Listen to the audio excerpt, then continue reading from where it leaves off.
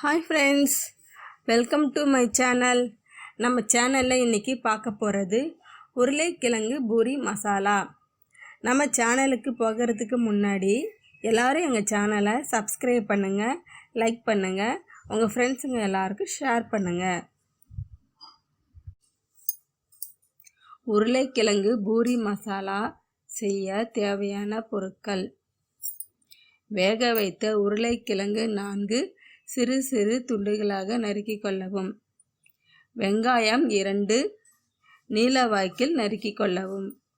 தக்காளி 1 சிறு சிறு துண்டுகளாக நறுக்கியது. மஞ்சத்தூள் 2 ஸ்பூன். பூண்டு நசுக்கியது சிறிதளவு.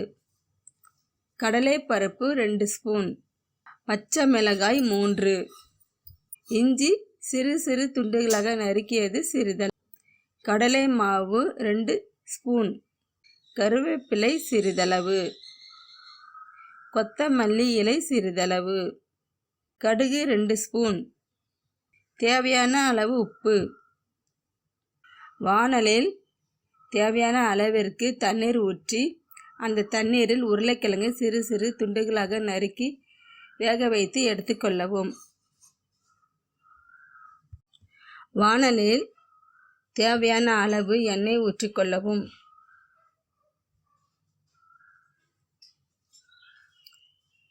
எண்ணெய் காய்ந்த பிறகு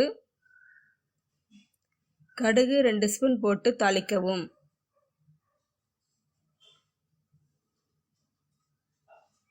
கடுகு பொரிஞ்சு வந்ததுக்கு அப்புறமா 2 ஸ்பூன் கடலைப்பருப்பு போட்டு பொன்னிறமாக வறுக்கவும்.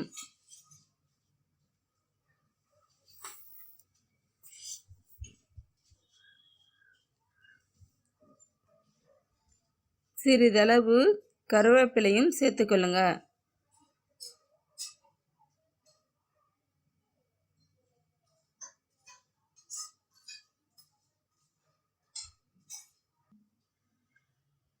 இஞ்சி சிறு சிறு துண்டுகளாக நறுக்கியதையும் அந்த வாணலில் சேர்த்துக்கொள்ளவும். பூண்டு விடுதியும் அத்துடன் சேர்த்துக்கொள்ளவும். கடுகு, உளுத்தம்பருப்பு, கடலைப்பருப்பு, இஞ்சி, பூண்டு, பச்சை மிளகாய் எல்லாத்தையும் போட்டு ஒரு வதக்குங்க. வதக்கினதுக்கு அப்புறமா நம்ம வெட்டி வச்சிருக்கிற வெங்காயத்தையும் போட்டு வதக்கணும்.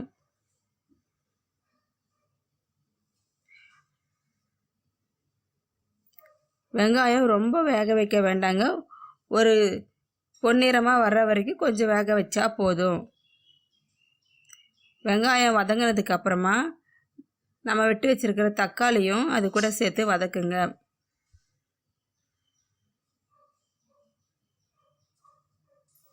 மஞ்சத்தூள் 2 ஸ்பூன் சேர்த்துக்குங்க.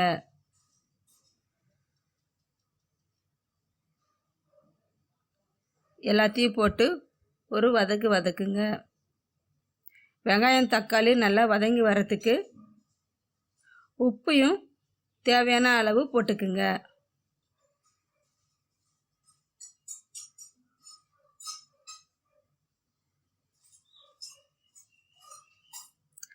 நம்ம வேக வச்சிருக்கிற உருளைக்கிழங்கையும் நல்லா கட்டி இல்லாமல் நல்லா மசிச்சு எடுத்துக்குங்க. உருளைக்கிழங்கு நல்லா மசிச்சு எடுத்ததுக்கப்புறமா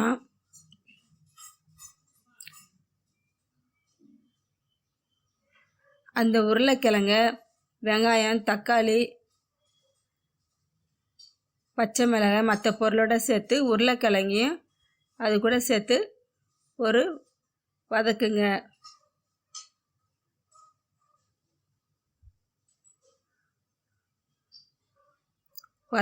வதக்கினதுக்கு அப்புறமா தேவையான அளவிற்கு தண்ணீர் ஊற்றிக்கொள்ளவும்.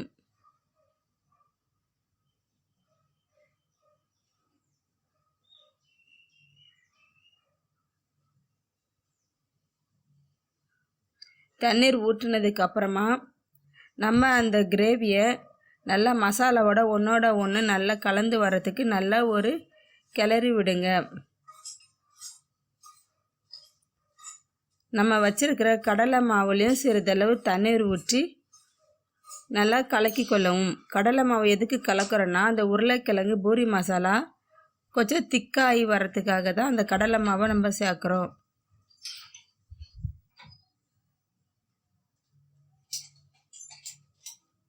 நம்ம கரைச்சி வச்சுருக்கிற கடலை மாவையும் அந்த உருளைக்கிழங்கு பூரி மசாலாவோட சேர்த்துக்குங்க. சேர்த்துக்கிட்டதுக்கு அப்புறமா நம்ம அந்த மசாலாவை ஒன்றோட ஒன்று நல்லா கலக்கிற மாதிரி மிக்ஸ் ஆகிற மாதிரி ஒரு கிளறி விடுங்க.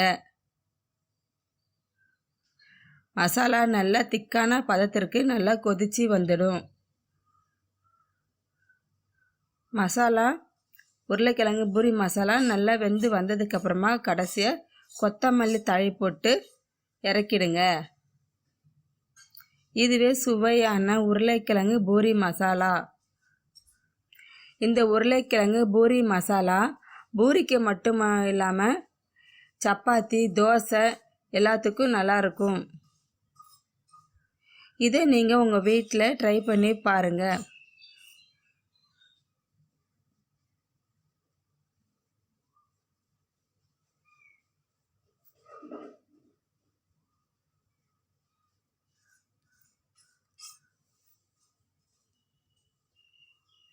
எங்கள் வீடியோவை இவ்வளோ நேரம் தொடர்ந்து பார்த்ததற்கு ரொம்ப நன்றி. எங்கள் சேனலை சப்ஸ்கிரைப் பண்ணுங்கள், லைக் பட்டனை ப்ரெஸ் பண்ணுங்கள், உங்கள் ஃப்ரெண்ட்ஸுங்க எல்லாருக்கும் எங்கள் வீடியோவை ஷேர் பண்ணி விடுங்க. தேங்க்யூ.